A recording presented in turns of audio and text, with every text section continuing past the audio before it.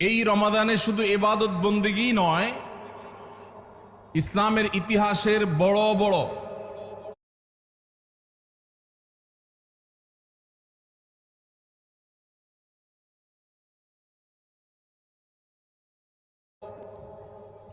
উল্লেখযোগ্য সব বিজয়, সফল অভিযান মুহাম্মদ সাল্লাল্লাহু আলাইহি সাল্লামকে আল্লাহ রাব্বুল আলামিন রমাদানুল করিমেই দান করেছেন। এই জন্য রমাদান আমাদের কাছে খুবই গুরুত্বপূর্ণ। মুসলমানদের আমলি, আধ্যাত্মিক এবং সার্বিক উন্নতি এবং অগ্রগতির অন্যতম সিজন এবং মৌসুম হল রমাদানুল করিম। শাবান মাস শুরু হওয়ার মধ্য দিয়ে রমাদানের সেই দিন গণনা যেহেতু শুরু হয়েছে, এজন্য আমরা আজ সার্থক রমাদানের 11টি পূর্ব প্রস্তুতি নিয়ে কথা বলবো ইনশাআল্লাহ তাআলা।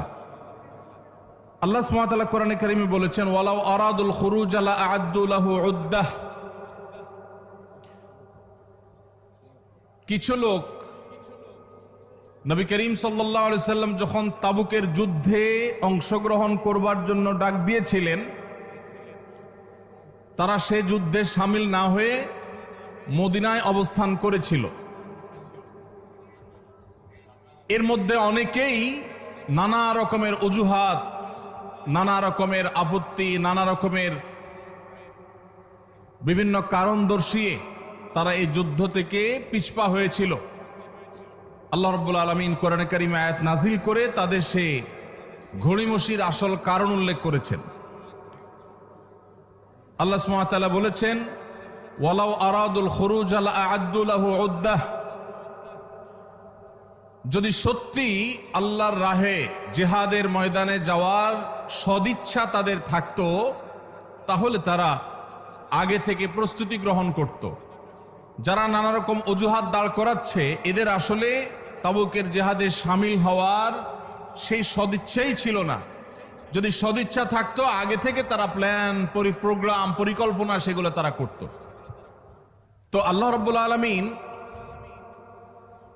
ঠিক একইভাবে রমজান মাসের যে ইবাদতের বিশাল বড় অপার সম্ভাবনা আমাদেরকে দান করেছেন, এই সম্ভাবনাকে কাজে লাগাতে হলে তার জন্য যথাযথ প্রস্তুতি গ্রহণ করা জরুরি।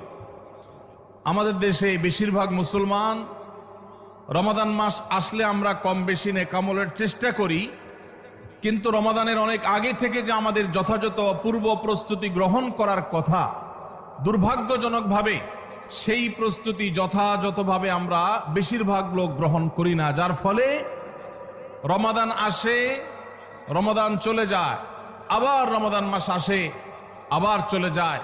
আমাদের তেমন কোনো পরিবর্তন হয় না, আমাদের মধ্যে তেমন কোনো চেঞ্জ আসে না, আমাদের জীবনের ভিতরে তেমন কোনো দৃশ্যমান পরিবর্তন চোখে পড়ে না। এই জন্য সম্মানিত ভাইরা আমার, রমাদানকে যদি আমরা যথাযথভাবে কাজে লাগাতে চাই, তাহলে যথাযোগ্য প্রস্তুতি এখন থেকে, শাবান থেকেই আমাদের গ্রহণ করতে হবে। প্রিয় নবী সাল্লাল্লাহু আলাইহি সাল্লাম বলেছেন, ইন্নাল্লাহা ইউহিব্বু ইযা আমিলা আহাদুকুম আমালান আন ইউতকিনাহ। আল্লাহ রাব্বুল আলামিন বান্দা যে কোনো কাজ করলে সেটা যদি ইতকানের সাথে করে, দৃঢ়তার সাথে করে, উত্তম উপায়ে করে, যথাযথভাবে করে, সে কাজটা যদি করার মতো করে, তো আল্লাহ তাআলা সেটাকে পছন্দ করেন এবং ভালোবাসেন। আমরা যদি রমাদান মাসে সিয়াম এবং কিয়াম, রোজা এবং তারাবি, অন্যান্য আমল ইবাদত বন্দিগি গতানুগতিকভাবে করে শেষ করি, আমরা যদি দায় সারাভাবে শেষ করি, তাহলে এটা আল্লাহ তাআলার প্রিয় পাত্রে আমাদেরকে শামিল করবে না।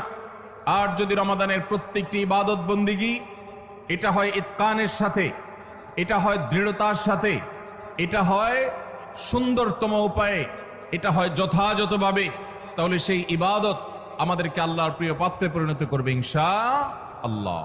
প্রিয় ভাইরা আমার, রমাদান মাসের সেই ইবাদত বন্দিগিগুলোকে যথাযথভাবে করবার প্রয়োজনেই আগে থেকেই আমাদের যথাযথ প্রস্তুতিও থাকতে হবে।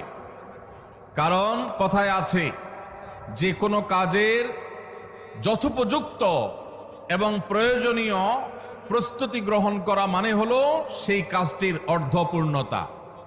যে কোনো কাজ প্রস্তুতি যত ভালো হয় কাজটা তত ভালো হয়, প্রস্তুতি যত নরমাল হয় খারাপ হয় কাজটা তত খারাপ হয়।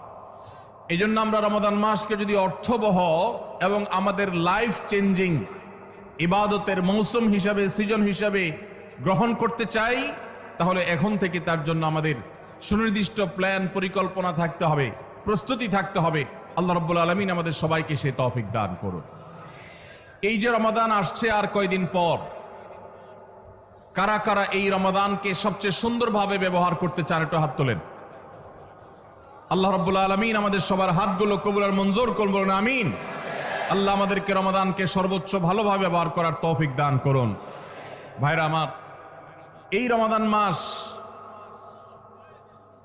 মাস আসার বহু আগে থেকেই আমাদের সোনালী যুগের স্বর্ণ মানবেরা যারা ছিলেন, মুহাম্মদুর রাসূলুল্লাহ সাল্লাল্লাহু আলাইহি ওয়াসাল্লামের হাতে গড়া সাহাবা একরাম, সাহাবীদের শিষ্যত্ব পাওয়া, সান্নিধ্য পাওয়া, তাদের সান্নিধ্যের সৌরভে স্নিগ্ধ হওয়া সেই তাবেঈগণ, তারা রমাদানের যথেষ্ট আগে থেকে সুনির্দিষ্ট প্ল্যান প্রোগ্রাম করে প্রস্তুতি গ্রহণ করতেন। একজন প্রখ্যাত তাবেঈ আছেন, সাহাবীদের শিষ্যত্ব পেয়েছেন, এরকম একজন তাবেঈ আছেন যার নাম ছিল মুআল্লা ইবনে ইয়াজিদ।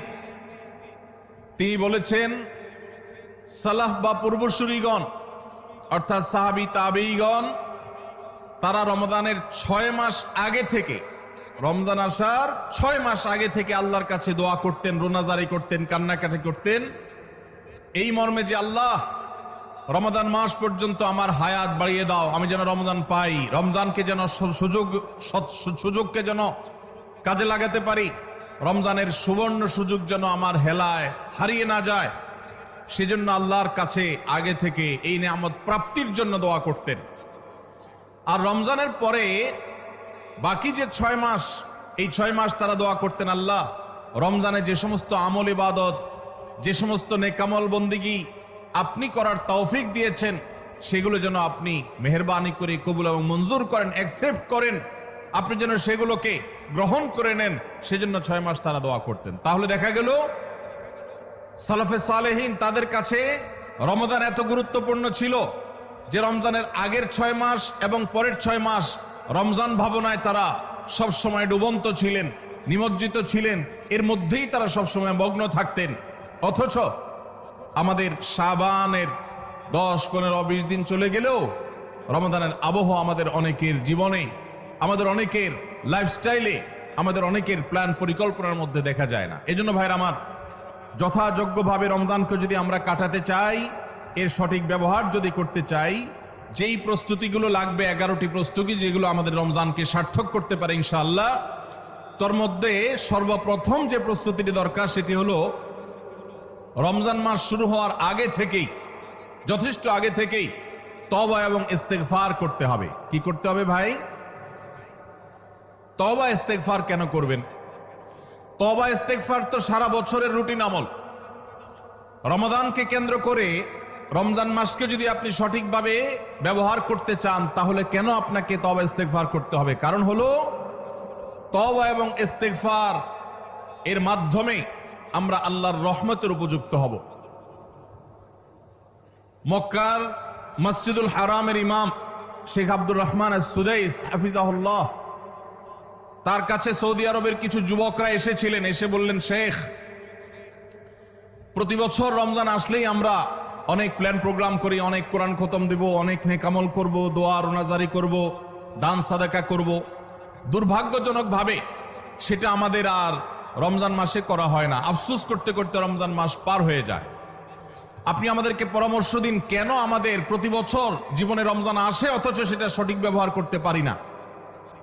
তখন শেখ সুদাইস তাদেরকে বলেছিলেন, রমজান মাসে ইবাদত বন্দেগী করতে পারা এটা আল্লাহর নেয়ামত, এটা আল্লাহর অনুগ্রহ, এটা আল্লাহর রহমত। যে রমজান পেয়েও ইবাদত করতে পারলো না, সে তো হতভাগা, কপাল পোড়া। এই হতভাগ্যের কাতারে সাধারণত সেই মানুষগুলোই পড়ে যারা আল্লাহর রহমতের উপযুক্ত না। আমরা নানাবিধ অপরাধে, নানাবিধ গুনাহ করে, নানাবিধ নাফরমানি করে আল্লাহর রহমতের উপযুক্ততা আমরা হারিয়ে ফেলেছি, যার কারণে রমজানের ইবাদতের তৌফিক হয় না। এই জন্য তিনি তাদেরকে নসিহা করেছিলেন যে আমি তোমাদেরকে উপদেশ দিচ্ছি, রমজান আসার আগে থেকেই আগের যে সমস্ত গুনাহ খাতা হয়েছে, যে সমস্ত নাফরমানি হয়েছে, আল্লাহর অবাধ্যতা হয়েছে, সেগুলোর জন্য চোখের পানি ফেলে রোনাজারি করে আল্লাহর কাছে ক্ষমা চাও। আল্লাহর কাছে ক্ষমা চেয়ে যদি আগের সবগুলোকে ভ্যানিশ করতে পারো, তাহলে আল্লাহর কাছে রহমতের উপযুক্ত হবে। বিষয়টা অনেকটা হালখাতার মতো। আপনার আগের দেনা দায় সব যখন পরিশোধ করে দিয়েছেন, নতুন করে আবার আপনি ধার করার, বাকিতে নেওয়ার উপযুক্ততা আপনার অর্জন হবে। ঠিক একইভাবে আমাদের নানা নাফরমানের কারণে আল্লাহর রহমত থেকে আমরা দূরে সরে গেছি। লানত অর্থাৎ রহমত থেকে দূরে সরে যাওয়া, এটার উপযুক্ত হয়ে গেছি অনেকে।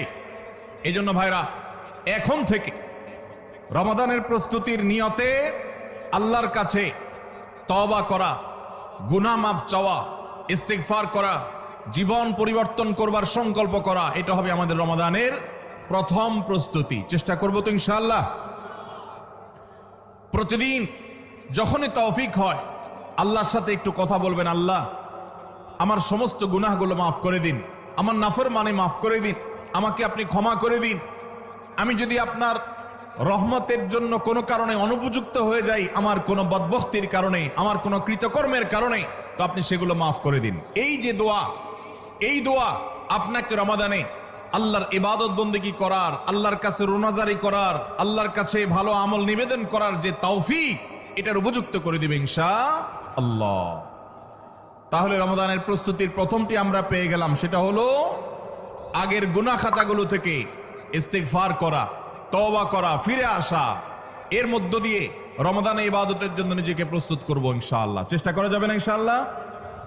নাম্বার 2, দ্বিতীয় প্রস্তুতি হলো রমাদান মাসে আল্লাহ রাব্বুল আলামিন এই মাসের যে ফজিলত বর্ণনা করেছেন, কোরআন এবং হাদিস সম্পর্কে যাদের মৌলিক ধারণা আছে, হাদিসে রাসূল সম্পর্কে যাদের একটু ঘাটাঘাটিও আছে, তারা জানেন 2-3টা আমল সম্পর্কে কোরআন এবং সুন্নাহর সবচেয়ে বেশি সংখ্যক ভাষ্য বর্ণিত হয়েছে। সবচেয়ে বেশি সংখ্যক, এত ফজিলতের, এত তাৎপর্যের, এত মর্যাদার হাদিস আর অন্য আমল সম্পর্কে সাধারণত দেখা যায় না। সেই কয়েকটি আমল যেগুলোর ফজিলত বিপুল পরিমাণ, যেগুলোর ফজিলত সম্পর্কিত হাদিসের সংখ্যা অনেক, সেই রকম আমলগুলোর মধ্য থেকে অন্যতম আমল হলো এই রমাদান কেন্দ্রিক আমল, সিয়াম, রোজা, এগুলোর ফজিলত। তো আমাদের রমাদান কেন্দ্রিক প্রস্তুতি হিসাবে দ্বিতীয়ত যে কাজটি আমরা করতে পারি সেটি হলো এখন থেকেই রমাদান মাসের কি কি ফজিলত আছে, সিয়াম সাধনার কি কি ফজিলত আছে, রমাদানের কি কি আমল আছে, বিশেষ করে ফজিলত এবং মর্যাদার কথাগুলো আলোচনা শুরু করা। এখন থেকে বাসা বাড়িতে গোল হয়ে কোনো নির্দিষ্ট বইকে কেন্দ্র করে পাঠচক্র হতে পারে, গ্রুপ স্টাডি হতে পারে, পর্যালোচনা হতে পারে যে রমাদান মাসের কি কি মাহাত্ম্য আছে। এক একজন এক একটা বললেন। এই আলোচনা পর্যালোচনার মধ্য দিয়ে মনোজগতে রমাদানের জন্য এক ধরনের প্রস্তুতি, এক ধরনের আবহ তৈরি হবে ইনশাআল্লাহ। এই জন্য দ্বিতীয় প্রস্তুতি হিসাবে আমরা এই কাজটিও ইনশাআল্লাহ করব, সেটা হলো রমজানের ফজিলত, রমজানের মর্যাদা, সিয়ামের ফজিলত, অন্যান্য আমলের উপকারিতা, সেগুলো নিয়ে আমরা বেশি বেশি পর্যালোচনা করব। যত বেশি আপনি আগে থেকে পর্যালোচনা করবেন, রমাদানের প্রতি আপনার তৃষ্ণা, সিয়াম সাধনার প্রতি আপনার ভেতরে আকাঙ্ক্ষা, প্রত্যাশা এবং প্রতীক্ষা, এটা আপনার মধ্যে বাড়তে থাকবে এবং রমাদানের প্রতিটা মিনিটকে কাজে লাগাবার জন্য তাগাদা আপনার ভিতরে অনুভব হবে ইনশাআল্লাহ। নাম্বার 3, তৃতীয় প্রস্তুতি হলো আমাদেরকে প্রতিজ্ঞা করতে হবে এই রমাদানে আমরা নেকামল করবই করব এবং কোনো আমল, কোনো ভালো কাজ, কোনো সুন্নাহ, এটা করার ব্যাপারে কোনো প্রকার অলসতা করব না। কারণ ভাইরা আমার, রমজান মাস পেয়েও যদি আল্লাহর কাছে কেউ ক্ষমা না পায়, একটা প্রসিদ্ধ হাদিস আপনারা সবাই কম বেশি শুনেছেন যে নবী সাল্লাল্লাহু আলাইহি সাল্লামের কাছে জিবরিল এসেছে, এসে বলেছেন বাউদা মান আদরাকা রমাদান ফালাম ইউগফার লাহ, যে ব্যক্তি রমজান পেয়েছে অথচ রমজানের এই বিশাল সুবর্ণ সুযোগকে কাজে লাগিয়ে সে তার জীবনের সব গুনাহগুলো মাফ করাইতে পারে নাই, সে আল্লাহর কাছ থেকে মাগফিরাত আদায় করে নিতে পারে নাই, সে জাহান্নাম থেকে মুক্ত এই ঘোষণা সে আদায় করতে পারে নাই, অথচ সে রমজান মাস পেয়েছে, এর চাইতে হতভাগা আর কে হতে পারে? সে ধ্বংস হোক, এই বদদুআয় নবী সাল্লাল্লাহু আলাইহি সাল্লাম আমিন বলে সমর্থন জানিয়েছেন, সায় দিয়েছেন। এই জন্য ভাইরা, রমজান মাস এসেছে কিন্তু আমল ইবাদত হয় নাই, রমজান মাস এসেছে আবার চলে গেছে কিন্তু আমার গুনাহ আল্লাহর কাছ থেকে মাফ করাতে পেরেছি বলে আমার বুক সায় দেয় না। তাহলে এর চাইতে বড় হতভাগা, এর চাইতে বড় কপাল পোড়ার কেউ হতে পারে না। রমজানের আমল ইবাদত, রমজানের নেক আমল, রমজানের দোয়া, রমজান মাসের চোখের পানি ফেলা, এটা ভাইরা শুধুমাত্র নিজের প্রেরণার জায়গা থেকে শুধুমাত্র সব আহরণের জন্যই নয়। এটা যদি না করি তাহলে জিবরিলের বদদোয়া, নবীজি সাল্লাল্লাহু আলাইহি সাল্লামের বদদোয়া, আল্লাহর পক্ষ থেকে ধ্বংস হওয়ার পরোয়ানা, এগুলো অনিবার্য হয়ে যাবে। এই কথা চিন্তা করে এখন থেকে রমাদান কেন্দ্রিক প্রস্তুতির অংশ হিসাবে আমাদেরকে প্রতিজ্ঞা করতে হবে, এইবারের রমাদানের প্রতিটা দিন আমি আল্লাহর কাছে চোখের পানি ফেলে একটা নির্দিষ্ট সময় কান্নাকাটি করব, আমার গুনাহ খাতাগুলোকে মাফ করাবো, জাহান্নামীদের তালিকা আমার নাম যদি কোনো কারণে যেয়ে থাকে আমি এমন ভাবে রোনাজারি করব, এমন ভাবে ইস্তেগফার করব, এমন ভাবে চোখের পানি ফেলবো, একান্ত নীরবে আল্লাহর সাথে কথা বলবো যেন আমার সমস্ত গুনাহগুলো মাফ হয়, জাহান্নামীদের তালিকা থেকে যেন আমার নাম কেটে যায়। এর জন্য ভাইরা এখন থেকে প্রতিজ্ঞাটা করতে হবে। প্রস্তুতি হলো, কাজ হবে রমজানে, কিন্তু প্রতিজ্ঞা হবে এখন থেকে যে আমি কোনোভাবে এইবারের রমজানের সুযোগ আর হাতছাড়া করব না ইনশাআল্লাহ। তাহলে 3 নম্বর হলো যে রমজান কেন্দ্রিক সমস্ত আমলগুলো করব, আল্লাহর কাছে তওবা ইস্তেগফার করে নিজের গুনাহগুলোকে মাফ করায় ছাড়বো, জাহান্নাম থেকে মুক্তি তথা নাজাত এটা নিজের করে নেব। এই মর্মে প্রতিজ্ঞাটা এখন থেকে, যেই কয়দিন রমজান আসতে সময় আছে, প্রতিদিন আমাকে নবায়ন করতে হবে। প্রতিজ্ঞা আজকেরটা যেভাবে হবে কালকেরটা আরো স্ট্রং হবে, তারপরের দিন আরো স্ট্রং হবে। প্রতিদিন আমি স্বপ্ন লালন করব কবে রমজান শুরু হবে, আর আমি আল্লাহ রাব্বুল আলামিনের কাছে রমজানের এই সমস্ত ইস্তেগফার, তওবা, আমল এগুলোকে নিবেদন করতে থাকবো। চেষ্টা করা যাবে না ইনশাআল্লাহ? তাহলে 3 নম্বর প্রস্তুতি হলো রমজান মাসে নেক আমল করার প্রতিজ্ঞা করা, মাগফিরাত এবং নাজাত আদায় করার প্রতিজ্ঞা এখন থেকে করা। নাম্বার 4 নম্বর যে প্রস্তুতিটা আমাদের নিতে হবে সেটা হলো, যদি আগের রমজানের কোনো রোজা কারোর কাজা থাকে, এই রমজান আসার আগে আগে শাবান মাসের মধ্যেই সেই কাজাগুলো আদায় করে ফেলা উচিত। আম্মা জান আয়েশা রাদিয়াল্লাহু তাআলা আনহা বলেছেন যে নারী হিসাবে রমজান মাসে যে কয়েকটা রোজা ভাঙতি পড়ে, নবীজি সাল্লাল্লাহু আলাইহি সাল্লাম রমজান পরে পুরো সময়টা তার কাছে থাকার কারণে তিনি সেই রোজাগুলো রাখার সুযোগ সেভাবে পেতেন না। স্বামীর হকের কথা মাথায় রেখে রোজাগুলো রাখতেন না। এবং শাবান মাস আসলে নবীজি সাল্লাল্লাহু আলাইহি সাল্লাম নিজেও বেশি বেশি নফল রোজা রাখতেন।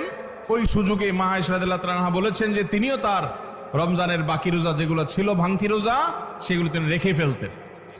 তো এই হাদিস থেকে বোঝা যায় রমজানের রোজা যদি কারোর কাজা হয়, পুরুষদের অসুস্থতার কারণে হতে পারে, মা বোনদের মাসিকার কারণে হতে পারে, তাহলে সেই রোজা যত দ্রুত সম্ভব আমরা কাজা করে ফেলবো। এবং সেই কাজা করতে যদি কোনো কারণে, যৌক্তিক কারণে বা যে কোনো কারণে যদি বিলম্ব হয়, তাহলে এই বছরের আসন্ন রমজানের প্রস্তুতির অংশ হিসাবে আগের রমজানের কোনো ভাঙতি রোজা থাকলে সেগুলো সব রেখে কাজা করে সম্পূর্ণভাবে এই রোজার জন্য প্রস্তুত হবে। এটা হলো 4 নম্বর প্রস্তুতি। নাম্বার 5 নম্বরের রমজানের প্রস্তুতি হলো, আল্লাহ রাব্বুল আলামিনের কিছু সাধারণ ক্ষমা আছে, কমন ক্ষমা, গণহারে মাফ। আল্লাহ তাআলার এই যে সাধারণ ক্ষমা, গণহারে মাফ, দুটি বিষয় এই গণহারে মাফ থেকে মানুষকে দূরে সরিয়ে রাখে। আল্লাহর গণহারে যে ক্ষমা, এই গণক্ষমার উপযুক্ততা নষ্ট করে দেয় দুটি জিনিস। তার একটি হলো শিরক, আরেকটি হলো হাসাদ। একটা হলো হিংসা, আরেকটা হলো শিরক। নবী করিম সাল্লাল্লাহু আলাইহি ওয়াসাল্লাম বিভিন্ন হাদিস থেকে আমরা জানি, তিনি বলেছেন আল্লাহ রাব্বুল আলামিন বিশেষ করে লাইলাতুন নিসফ মিন শাবানে যখন মানুষকে গণহারে ক্ষমা করেন, তখন দুই শ্রেণীর মানুষকে আল্লাহ তাআলা মাফ করেন না, ইল্লা লিল মুশরিকিন ও মুশাহিন। তবে যদি মুশরিক আর মুশাহিন থাকে, শত্রুতা করে, হিংসা করে অন্যের প্রতি, এইরকম মানুষ যদি থাকে, তাদেরকে আল্লাহ তাআলা সাধারণ ক্ষমা আওতায় আনেন না। রমাদানে আল্লাহ তাআলা প্রতিদিন বহু মানুষকে সাধারণ ক্ষমা করেন। রমজান যখন কাছে আসে, শেষ দশক আসে, তখন সাধারণ ক্ষমার পরিমাণ বেড়ে যায়। আল্লাহ সুবহানাহু ওয়া তাআলা বলেছেন ওয়ালিল্লাহি উতা, নবী সাল্লাল্লাহু আলাইহি সাল্লাম বলেছেন ওয়ালিল্লাহি উতাকাউ মিনান নার ওয়া যালিকা ফি কুল্লি লাইলা। রমজানের প্রত্যেক রাতে বহু মানুষকে আল্লাহ তাআলা জাহান্নাম থেকে মুক্ত ঘোষণা দিয়ে দেন, অমুক জাহান্নাম থেকে মুক্ত, অমুকের ছেলে অমুক জাহান্নাম থেকে মুক্ত, অমুকের ছেলে অমুক, তার নাম জাহান্নামের তালিকা থেকে কাটা, জান্নাতের তালিকা চলে আসবে। অসংখ্য মানুষকে এভাবে এই সুযোগ আল্লাহ তাআলা দান করেন। যারা শিরকে লিপ্ত, সেটা যেই কোনো ধরনের শিরক হোক, কবরকে যারা সিজদা করে, মাজারকে যারা পুজো করে, জীবিত মৃত মানুষকে যারা সিজদা করে, কবরে যারা প্রার্থনা করে, সেখানে যারা সন্তান চায়, ব্যবসার উন্নতি চায়, যত প্রকার শিরক আছে কবর কেন্দ্রিক এগুলাতে লিপ্ত হয়, অথবা এর বাইরে আরো যত রকমের শিরক গোটা দুনিয়াতে আছে, কোন প্রকার শিরকে যখন মানুষ লিপ্ত হয়, তখন এই ব্যক্তি আল্লাহ তাআলার সাধারণ ক্ষমার উপযুক্ত আর থাকে না। এই জন্য ভাইরা, রমজানের প্রস্তুতির অংশ হিসাবে 5 নম্বরের যে প্রস্তুতি আমরা গ্রহণ করব, সেটা হলো আল্লাহ তাআলা যেহেতু রমজানে অনেককেই সাধারণ ক্ষমা করবেন, আমি যেন সেই সাধারণ ক্ষমা প্রাপ্ত সৌভাগ্য মানুষদের তালিকায় ঢুকতে পারি, সেজন্য আমার অন্তর থেকে হিংসাকে ধুয়ে মুছে সাফ করে ফেলতে হবে। কোন মুসলমানের কল্যাণ দেখে আমার কষ্ট হবে না, কারোর ভালো দেখে আমার ভেতরে জ্বালা পড়া হবে না। পারলে তার জন্য আরো বেশি দোয়া করব, যে কারোর ভালো হোক আমি আরো ভালো চাইব, কারোর কোনো ক্ষতি আমি চাইব না। এই কল্যাণকামিতাই হলো দিন। আদ-দীনু আন-নাসীহা। কিলা লিমান ইয়া রাসূলুল্লাহ? ক্বালা লিল্লাহি ওয়া লিরাসূলিহি ওয়া লিআম্মাতিল মুসলিমিনা ওয়া আইম্মাতিহিম। নবী সাল্লাল্লাহু আলাইহি সাল্লাম বলেছেন, ধার্মিকতা কিসের নাম? ধার্মিকতা, দিনদারিতা কিসের নাম? ধার্মিকতা হলো কল্যাণকামিতার নাম। আল্লাহ রাব্বুল আলামিনের আদেশ নিষেধ মেনে চলা, নবী সাল্লাল্লাহু আলাইহি সাল্লামের আদেশ নিষেধ মেনে চলা, এটাই হলো তাদের জন্য কল্যাণকামিতা। আর সকল স্তরের সাধারণ মানুষের কল্যাণ চাওয়া, কারোর ক্ষতি না চাওয়া, এটাই হলো দিনদারিতা। যে ব্যক্তি কারোর ক্ষতি চায়, যে মুসলমান আরেক মুসলমানের ভালো দেখলে তার ভিতরে জ্বালা পোড়া করে, অস্থিরতা আসে, সে ভালো মুসলমান না, সে হিংসুক, তার ভিতরে কবিরা গুনাহ আছে। এই জন্য রমজান মাসে আল্লাহর সাধারণ ক্ষমা পেতে হলে অন্তরকে এখন থেকে পরিচ্ছন্ন করতে হবে, চোখটা বন্ধ করে মনে রাখতে হবে, স্মরণ করতে হবে, আমার আশেপাশে এমন কে আছে যার কল্যাণ দেখলে আমার সহ্য হয় না, যার ভালো দেখলে আমার ভিতরে জ্বালা পোড়া করে, যার সুসংবাদ শুনলে আমার ভিতরে খারাপ লাগা কাজ করে, তাহলে বুঝতে হবে তার প্রতি আমার হিংসা আছে। আল্লাহর জন্য নিজের হিংসা থেকে পরিচ্ছন্ন হয়ে অন্তরকে ধুয়ে সাফ করে তারপরে রমজানের সাধারণ ক্ষমার জন্য উপযুক্ত করতে হবে এখন থেকে। ঠিক একইভাবে আমি আমার কথায়, আমার কাজে, আমার বিশ্বাসে কোনো মাধ্যমে আল্লাহর সঙ্গে শিরক করছে কিনা, আরশের মালিকের সাথে শিরক করছে কিনা, আল্লাহ বলেছেন ইন্নাল্লাহা লা ইয়াগফিরু আন ইউশরাকা বিহি ওয়া ইয়াগফিরু মা দুনা যালিকা লিমান ইয়াশা। আল্লাহর সঙ্গে শিরক করা হলে এটা আল্লাহ মাফ করবেন না। শিরকের অপরাধ এটা যদি কেউ করে তওবা ছাড়া মারা যায়, আল্লাহ তাআলা এই অপরাধ ক্ষমা করবেন না, এটা আল্লাহর আগে থেকে দেওয়া ঘোষণা। কোরআনে আল্লাহ আরো বলেছেন লোকমান হাকিমের উদ্ধৃতি দিয়ে, ইন্না শিরকা লা যুলমুন আযীম। তিনি তার সন্তানকে উপদেশ দিতে গিয়ে বলেছিলেন যে ইন্না শিরকা লা যুলমুন আযীম, শিরক সবচেয়ে বড় অপরাধ। এজন্য ভাইরা, শিরক থেকে পরিচ্ছন্ন না থাকলে রমাদানের কোন ইবাদত, কোন আমল আমাদের কাজে আসবে না। এজন্য রমজানের প্রস্তুতি হিসেবে শিরক এবং হিংসা থেকে অন্তরকে পরিচ্ছন্ন করা, পবিত্র করা, এটা হলো আমাদের পঞ্চম প্রস্তুতি। নাম্বার 6,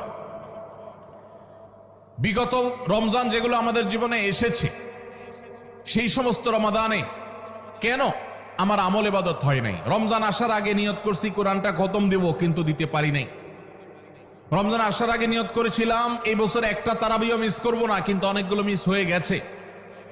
রমজান আসার আগে নিয়ত করেছিলাম এই বছর রমজান থেকে এই ধূমপান করা ছেড়ে দিব, কিন্তু অনেকে ছাড়তে পারেন নাই। রমজান আসার আগে নিয়ত ছিল এই বছর রমজানে একটা খারাপ জিনিসও মোবাইলে টিভিতে দেখব না, কিন্তু সেই প্রতিশ্রুতি রাখতে পারি নাই। কেন পারি নাই?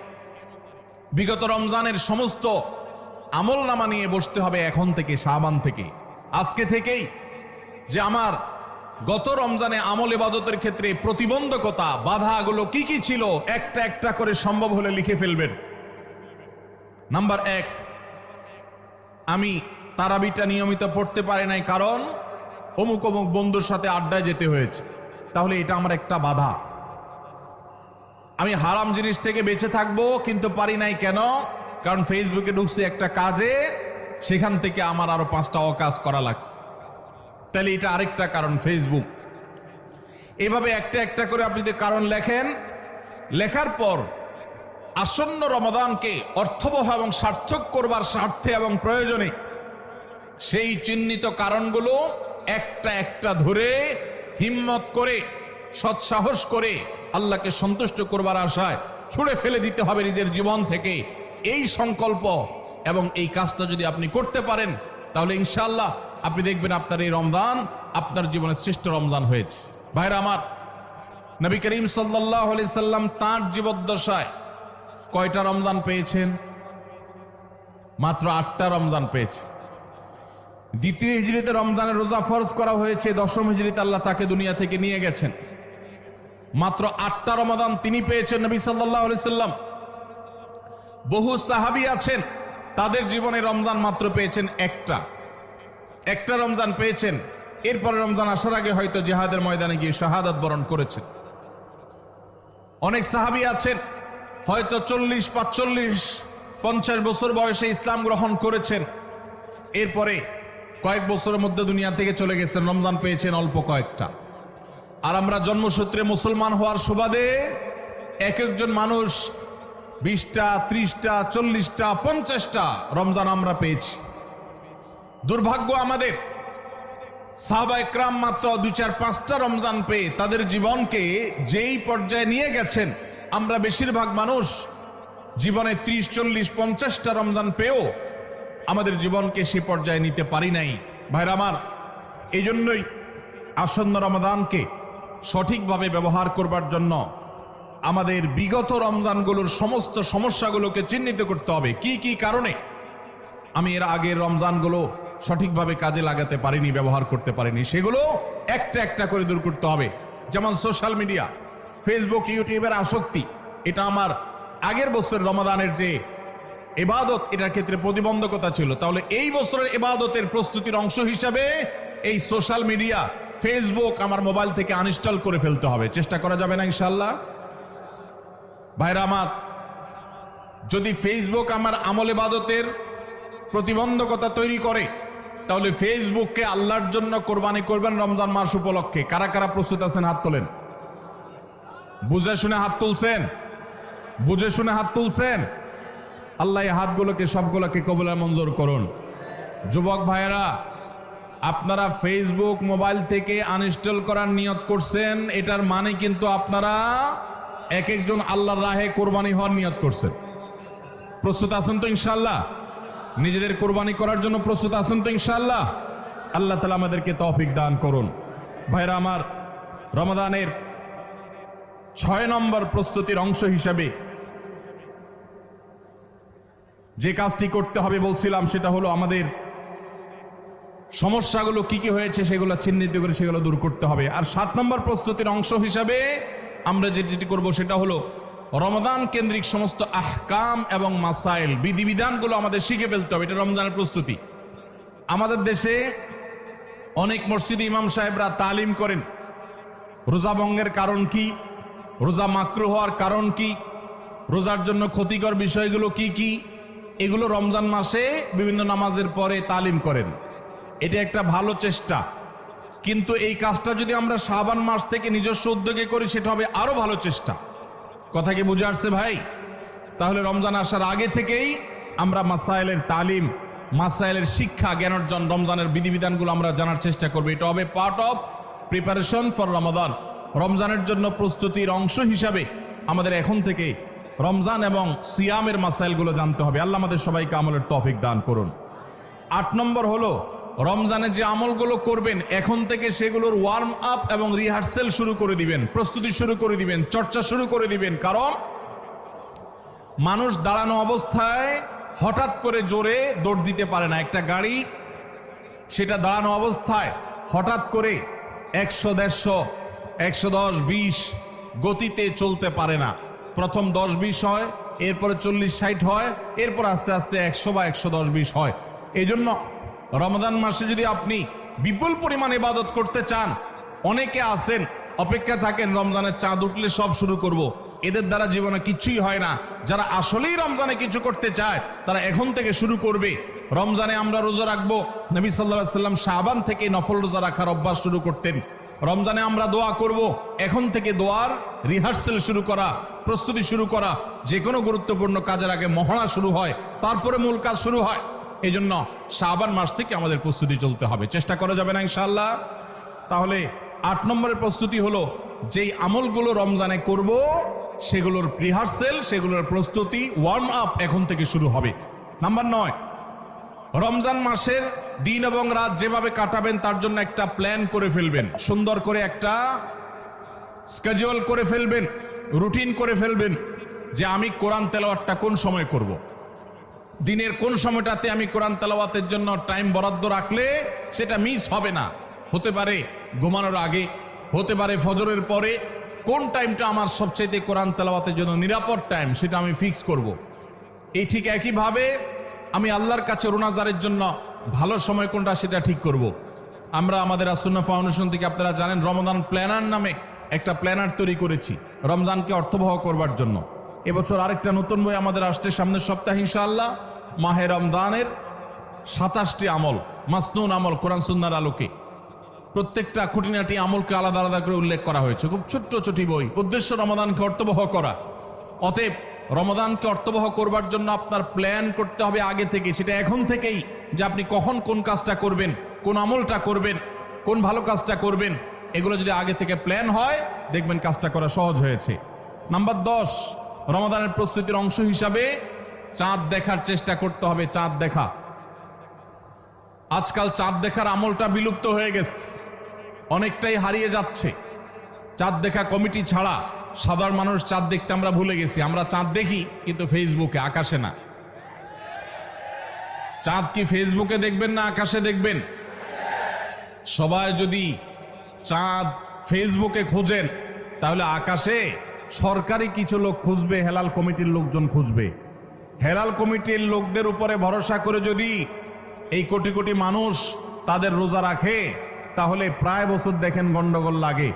চাঁদ উঠছে আবার উঠে নাই, উঠে নাই ঘোষণা হয়ে আবার 11টা বাজে 10টা বাজে উঠছে। এই ঘটনা হয় না? হয় না? এই ঘটনা এই জন্য হয় যে আমরা সবাই চাঁদ দেখার দায়িত্বটা পালন করি না। নবীজি বলেছেন সোমুলির রুইয়াতিহি ওয়া আফতিরুলির রুইয়াতি, তোমরা রোজা রাখো চাঁদ দেখে, আবার ঈদও করো চাঁদ দেখে। এই জন্য 29শে শাবান পশ্চিম আকাশে চাঁদ খোঁজার চেষ্টা করবেন সন্ধ্যার সময়। চেষ্টা করবেন না ইনশাআল্লাহ? চেষ্টা করে যদি চাঁদ দেখতে নাও পারেন তারপর আপনি সওয়াব পাবেন। আর যদি চাঁদ দেখেন তাহলে দোয়া পড়বেন আল্লাহুম্মা আহিল্লাহু আলাইনা বিল ইয়ুমনি ওয়াল ঈমান ওয়াস সালামাতি ওয়াল ইসলাম রাব্বি ওয়া রাব্বুকাল্লাহ। হে আল্লাহ, এই চাঁদকে আপনি বরকত এবং ঈমান দিয়ে আমার জন্য পরিপূর্ণ করে দিন। এই মাস আমার জন্য নিরাপদ এবং ইসলাম দিয়ে পরিপূর্ণ করে দিন। হে চাঁদ, তোমার আর আমার পালনকর্তা একজন আল্লাহ। অতএব এই চাঁদ দেখার চেষ্টা করবো। এটাও রমাদানের প্রিপারেশন, রমাদানের প্রস্তুতির অংশ। 11 নম্বর হলো আল্লাহর কাছে ভাই চোখের পানি ফেলে এখন থেকে দোয়া করব, আল্লাহ এই যে রমজান আসছে এটা যেন আমার জন্য লাইফ চেঞ্জিং হয়, এটা যেন আমার জীবন পরিবর্তনকারী হয়, এটা যেন আমাকে মুত্তাকি বানিয়ে ছাড়ে, এটা যেন আমাকে নেকামল ওয়ালা বানিয়ে দেয়, এটা যেন আমার জীবনে বিশাল বড় অ্যাচিভমেন্ট এনে দেয়, এটা যেন আমাকে মাগফিরাত পাইয়ে দেয়, এটা যেন আমাকে নাজাত পাইয়ে দেয়, এটা যেন আমাকে জান্নাতের উপযুক্ত করে। এই রমজান যেন আমাকে জাহান্নামীদের তালিকা থেকে আমার নামকে কাটানোর নিশ্চয়তা এনে দেয়। সেইভাবে রমজানকে কাটাবার জন্য আপনি তৌফিক দান করুন। এখন থেকে আল্লাহর কাছে এই বরাদ্দ আদায় করতে হবে, চেয়ে নিতে হবে এবং সেটার জন্য দোয়া করতে হবে। এই দোয়াটা হলো একাদশ এবং সর্বশেষ প্রস্তুতি। চেষ্টা করা যাবে না ইনশাআল্লাহ?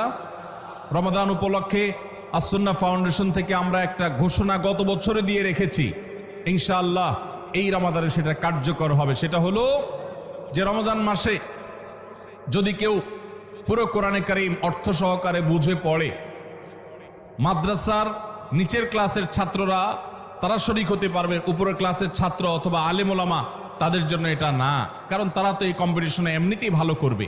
এটা আমাদের সাধারণ শিক্ষিত ভাইদের জন্য, স্কুল কলেজের ভাইদের জন্য, সর্বস্তরের নারী পুরুষ, দেশে বিদেশে প্রবাসে থাকা সব মানুষদের জন্য উন্মুক্ত। অনলাইনে নিজস্ব ওয়েবসাইটে আমরা এই পরীক্ষা নিয়ে থাকি। 6টি ধাপে সারা বছর নেওয়া হয়েছে। এখন সামনে রমাদানে যেটা হবে সেটা হলো মূল, যে কেউ যারা আগের কোনো ধাপে পরীক্ষা দেয় নাই তারাও সবাই দিতে পারবে। কাজ হলো শুধু একটাই, সেটা হলো রমাদানকে কেন্দ্র করে আপনি টার্গেট করবেন পুরা কোরআনের শুরু থেকে শেষ পর্যন্ত আমি একবার ভালো করে অর্থ সহকারে বুঝে পড়ার চেষ্টা করব। চেষ্টা করা যাবে না ইনশাআল্লাহ? আল্লাহ তাআলা কি বলেছেন পুরা কোরআনে, আমরা অনেকে পড়তে চাই, জানতে চাই, কিন্তু হয়ে ওঠে না। আপনি এই রমজানকে কেন্দ্র করে যদি টার্গেট করেন প্রতিদিন আমি 1 পারা বা 1.5 পারা, ইমাম সাহেব বা হাফেজ সাহেব তারাবিতে যে তেলাওয়াত করেন পুরো পারাটা আমি যদি সুন্দর করে দেখে যাই এবং দেখার পরে পরিবারের লোকদের সাথে গ্রুপ স্টাডি করি, মুদারাসা করি, যেটা নবী সাল্লাল্লাহু আলাইহি সাল্লাম জিবরিলের সাথে করতেন, সেটা যদি আপনি করেন তাহলে রমজানের শেষ জুমাবার বাদ ফজর অনলাইনে আমাদের পেজ থেকে লিঙ্ক দেওয়া হবে। লিঙ্কে ক্লিক করে শর্ট টার্মে একজন একটু রেজিস্ট্রেশন করে দিতে হবে, নিজে পারলে ভালো, না হলে যারা অনলাইন বোঝে তারা 1 মিনিট লাগবে রেজিস্ট্রেশন করতে, বাস। এরপরে আপনি ডাইরেক্ট পরীক্ষা দিতে পারবেন। এমসিকিউ প্রশ্ন, একটা অক্ষরও লিখতে হবে না, সব প্রশ্ন উত্তর দেওয়া আছে, 4টা উত্তর দেওয়া থাকবে, সঠিকটা সিলেক্ট করতে হবে। এই পরীক্ষা যারা বিজয়ী হবেন তাদের জন্য পুরস্কার হলো 15 লক্ষ টাকা। 15 লক্ষ টাকার পুরস্কারের ঘোষণা আমরা দিয়েছি। এর মধ্যে প্রথম 3 জনকে আমরা ইনশাআল্লাহ বিদিনিল্লাহ ওমরা করাবো। 3 জনের ওমরার জন্য আল্লাহর 3 বান্দা ইতোমধ্যে স্পন্সর হয়ে টাকা জমা দিয়ে দিয়েছেন আমাদের কাছে। এখন শুধুমাত্র কারা কারা ওমরা যেতে চান সেই মানুষগুলো দরকার। আপনারা সবাই যেতে চান ইনশাআল্লাহ? অতএব ভাইরা, রমজানকে কেন্দ্র করে ওই যে প্রিপারেশন, প্রস্তুতির অংশ হিসেবে এখন থেকে কোরআনে কারিম বুঝে পড়া শুরু করে দেন। পরীক্ষার দিন পরীক্ষা দেন। আপনি পুরস্কার জিতেন আর না জিতেন, আল্লাহ বলেছেন ফাস্তাবিকুল খায়রাত, ভালো কাজে প্রতিযোগিতা করা এটা ইটসেলফ একটা ভালো কাজ। অতএব আপনি পরীক্ষায় অংশগ্রহণ করেছেন, প্রতিযোগিতায় নাম লিখিয়েছেন, এটাই একটা ইবাদত। আপনার রমাদান কর্তব্য করে দিতে পারে ইনশাআল্লাহ। সবার চেষ্টা করবো তো ইনশাআল্লাহ রমাদানকে কেন্দ্র করে।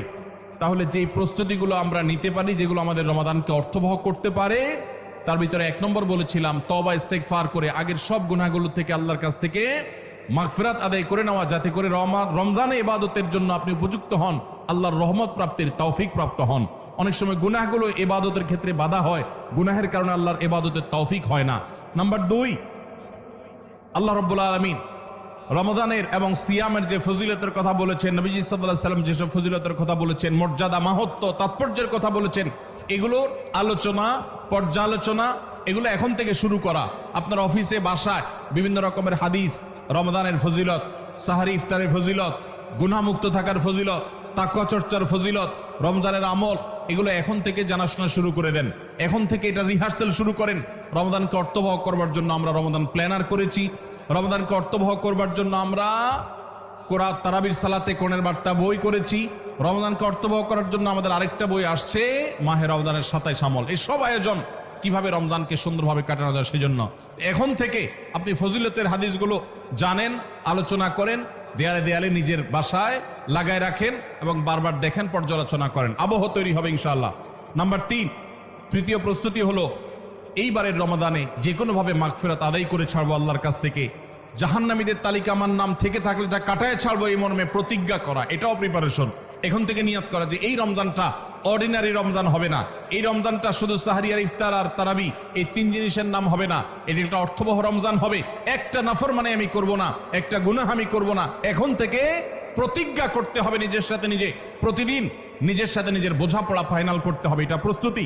নাম্বার 4, বিগত রমাদানের যদি কোনো রোজা কাজা হয়ে থাকে সেগুলো সব আদায় করে শেষ করতে হবে শাবানের মধ্যে। নাম্বার 5, শিরক এবং হাসাদ, হিংসা, এগুলোর কারণে আল্লাহর সাধারণ ক্ষমার উপযুক্ততা মানুষ হারিয়ে ফেলে, সেগুলো থেকে মুক্ত থাকার প্রতিজ্ঞা করে মুক্ত থাকার জন্য চেষ্টা করতে হবে এখন থেকে, যে শিরক থেকে থাকলে জীবনে কখনো সেই শিরক থেকে মুক্ত হওয়া, অন্তরের কার প্রতি হাসাদ থাকলে সেটাকে দূর করা, তার কল্যাণকামী হওয়া, এগুলোর মধ্য দিয়ে রমজানে যে সাধারণ ক্ষমা হবে তার জন্য যে উপযুক্ততা তৈরি করা, এটাও রমজানের প্রস্তুতির অংশ।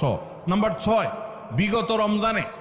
বিগত রমজানগুলোতে কোন কোন কারণে আমার আমল হয় না, কোন দোস্তের কারণে, কোন বন্ধুর কারণে, কোন গ্রুপের কারণে, কোন অ্যাপসের কারণে, কোন ফেসবুকের কারণে, সেগুলো একটা একটা করে এই রমজানে যেন জীবনে না থাকে সেগুলা ছিন্ন করার জন্য প্রস্তুতি নেওয়া। নাম্বার 7, রমজানের মাসলা মাসাইলগুলো জানা, এটাও রমজানের প্রস্তুতির অংশ, এখন থেকে সেটা করা। 8 নম্বর হলো রমজানে যে আমল করতে চান এখন থেকে সেগুলো শুরু করে দেন। তেলাওয়াত করা, অনেক সালাফ শাবান মাস থেকে প্রচুর তেলাওয়াত করা শুরু করতেন, নবীজি শাবান মাস থেকে নফল রোজা শুরু করতেন। এগুলো হলো আগে থেকে প্রস্তুতি এবং মহড়া।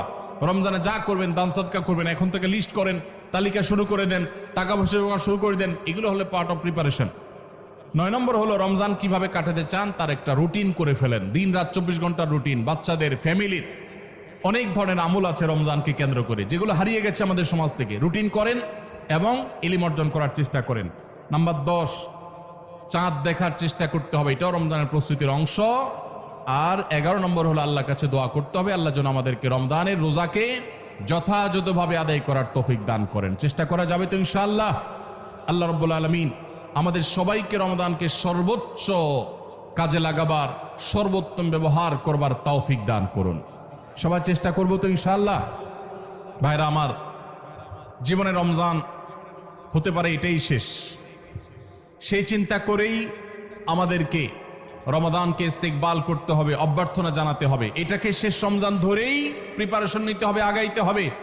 এইবার যদি সুযোগ মিস হয়, হয়তো আর সুযোগ আমার কাছে আসবে না, সেই চিন্তা করেই করতে হবে।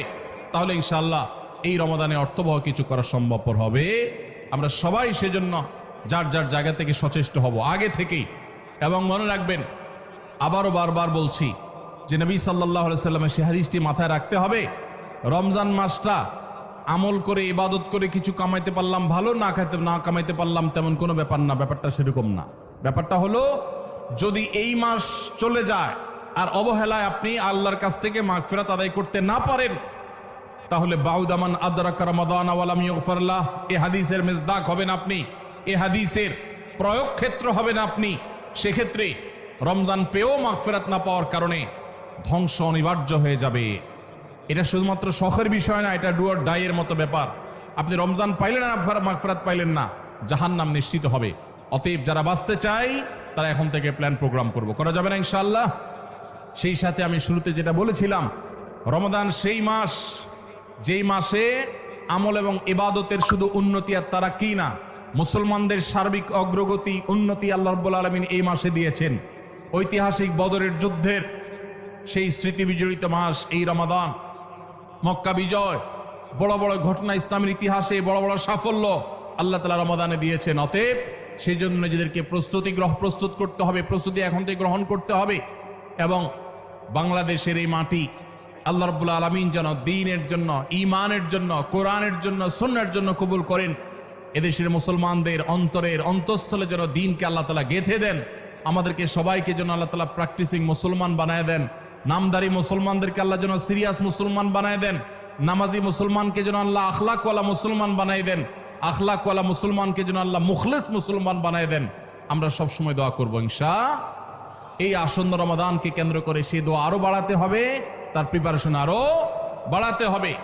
এদেশের সংখ্যাগরিষ্ঠ মানুষ তারা ইসলামকে পছন্দ করে, মুসলমান, তারা ইসলামকে ভালোবাসে মনে প্রাণে, ধর্মপ্রাণ।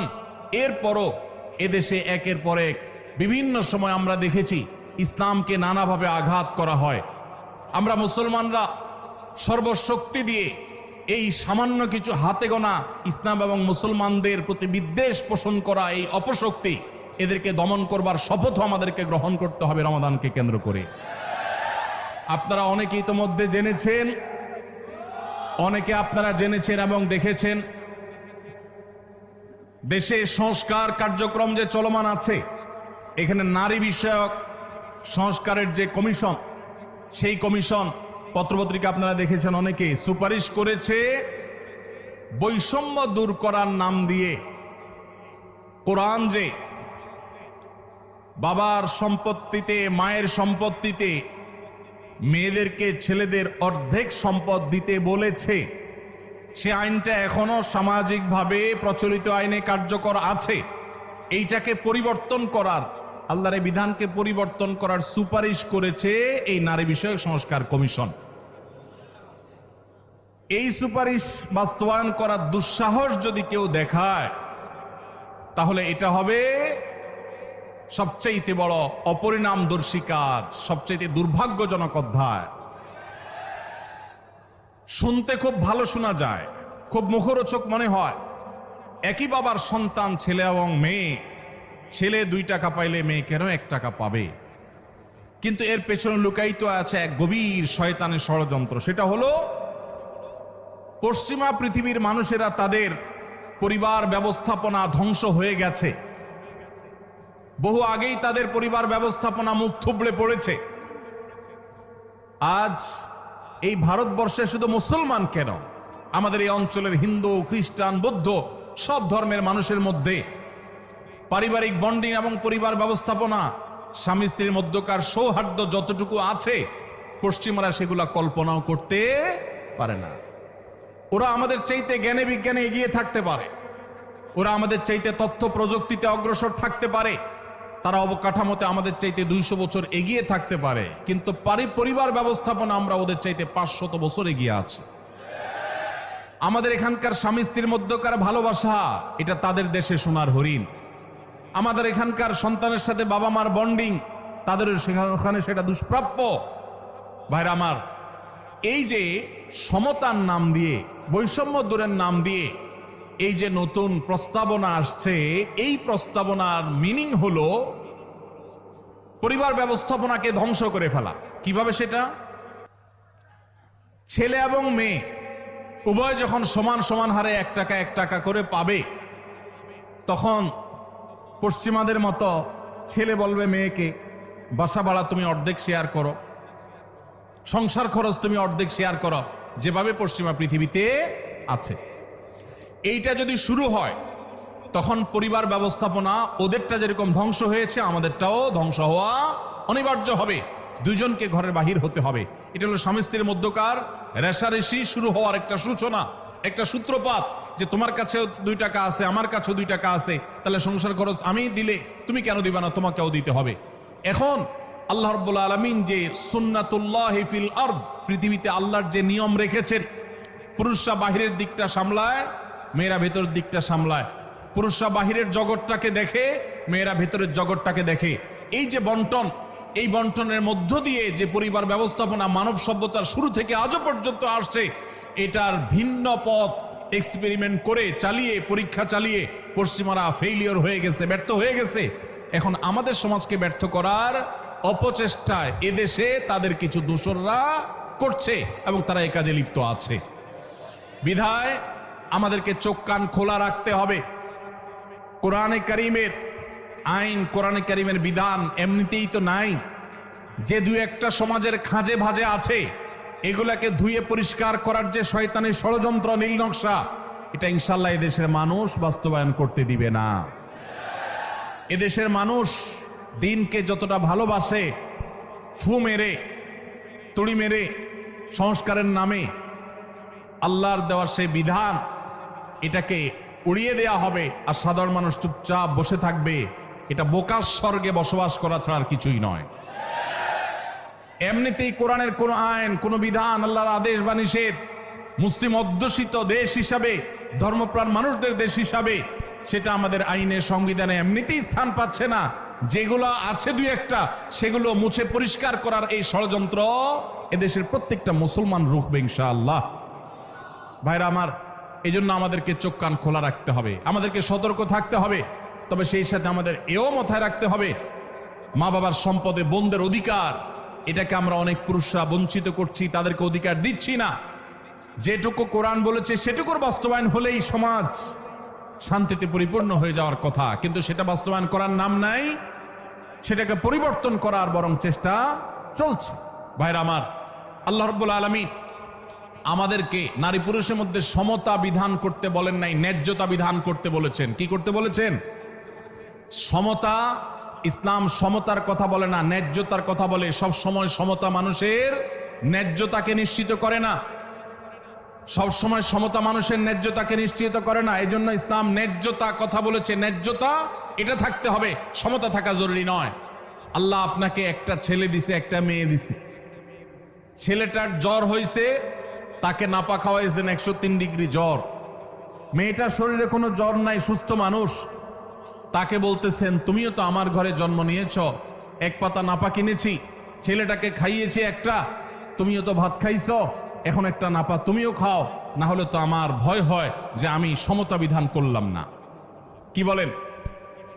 ছেলের জ্বর হয়েছে, তাকে নাপা খাওয়াইছেন, এখন সমতা যদি বজায় রাখতে হয় তাহলে মেয়েকেও কি করা লাগবে? নাপা খাওয়ানো। এক ছেলের বয়স 20, তার জন্য যে সাইজের জামা কিনেছেন, আরেকজনের বয়স 10, সমতা বিধান করতে হলে তার জন্য একই সাইজের জামা কিনতে, একই সাইজের জামা যদি কিনেন তাহলে সেটা কি ইনসাফ হবে না বেইনসাফ হবে? ইসলাম এই মুখরোচক, সস্তা, শুনতে শুধু ভালো শোনা যায় এরকম সমতা নারী পুরুষের মধ্যে করতে বলে না, ন্যায্যতাকে নিশ্চিত করতে বলে। আপনি কোথাও আপনার ছেলে মেয়েদেরকে কোনো ভালো কিছু দেখাবার জন্য নিয়ে গেছেন, দুইজন ছেলে বা একজন ছেলে একজন মেয়ে গেছে, একজন বড় একজন ছোট, একটু উপরে উঠে দেখতে হবে। সেজন্য যে বড় 15 বছর বয়স, তার দেখার সুবিধার জন্য 3টা ইট দিয়ে বলেছেন তুমি এবার দাঁড়াও, সে দেখতে পাচ্ছে। এখন যার বয়স 5, তার জন্য যদি 3টা ইট দেন সে কি দেখতে পাবে? কিন্তু যেহেতু বড়জনকে 3টা দিবেন, ছোটজনকেও 3টা দিবেন, ছেলেকে 3টা দিবেন, মেয়েকেও 3টা দিবেন, এটা হলো সমতার দাবি। আর ন্যায্যতার দাবি হলো যার 3টা লাগে তারা 3টা দিবেন, যার 6টা লাগে তাকে 6টা দিবেন। এটা হলো ন্যায্যতা। ইসলাম নারী পুরুষের মধ্যে ন্যায্যতা নিশ্চিত করতে বলে, সমতা নয়। পশ্চিমারা যে সমতার কথা বলে এটা মুখরোচক, বস্তা পচা সস্তা স্লোগান। এই স্লোগান কখনো ইনসাফ প্রতিষ্ঠা করতে পারে না। পশ্চিমাদের সমাজ ব্যবস্থা ইনসাফ প্রতিষ্ঠা হয় নাই। নারীরা মুসলমানদের চাইতে 1000 গুণ বেশি নিগৃহীত, নিষ্পেষিত। আমাদেরকে বুঝতে হবে এবং ধারণ করতে হবে। আল্লাহ রাব্বুল আলামিন কোরআন এবং হাদিসের আলোকে আমাদের জীবনকে, আমাদের সমাজকে, আমাদের দেশকে, আমাদের পরিবারকে সবকিছুকে ঢেলে সাজাবার তৌফিক আমাদেরকে দান করুন। আমাদেরকে কোরআন এবং হাদিসকে ধারণ করতে হবে, রমাদান কর্তব্য করতে হবে। যে সমস্ত কথা আমরা শুনলাম, জানলাম, দিনভর আলোচনা হলো, আল্লাহ তাআলা আমাদের সবাইকে আমলের তৌফিক দান করুন। হাদা ওয়াসাল্লি ওয়াসাল্লিম আলা নবিয়িনা মুহাম্মদ ওয়া জাযাকুমুল্লাহু খাইরা। ওয়াসসালামু আলাইকুম ওয়া রাহমাতুল্লাহি ওয়া বারাকাতুহু।